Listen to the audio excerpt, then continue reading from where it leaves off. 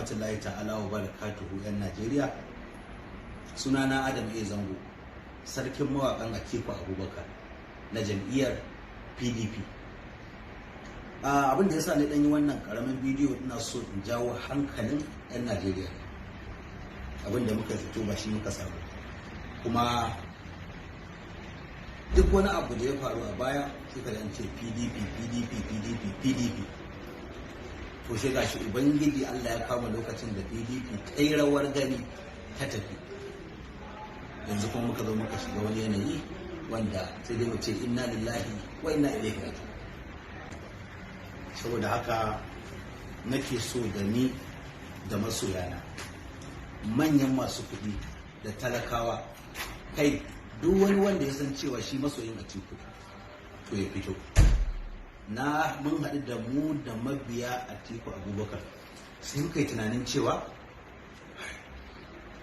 a yadda muka tsinci kanmu a cikin halin da muke ciki na tsadar rayuwa, kuma ya tashi babu yadda muka iya, to mu kira Atiku, don Atiku tun da ya tafi Dubai da aka gama zaɓe bai dawo ba.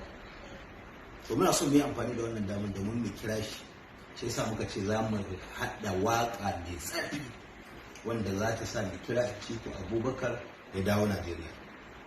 In ya dawo Najeriya, to mun tabbatar da cewa hankalinmu zai kwanta, za mu ɗan jira lokaci mai kaɗan kafin zuwan 2023. Don haka duk mutumin da ya san masoyin Atiku ne, mun ɗora masa nauyin naira 500 zuwa sama da haka, duk abin da kai ra'ayi. Za mu yi waƙa wanda take mai jan hankali, kuma wanda za ta sanar da 'yan Najeriya cewa an gullar kan zabo a kai. Account number ɗin shine Diamond Bank 00 978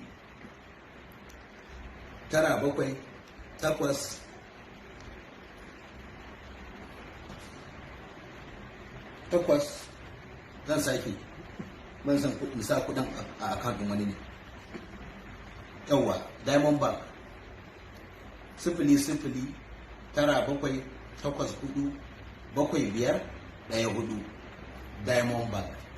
Sai mun ji ku jama'a.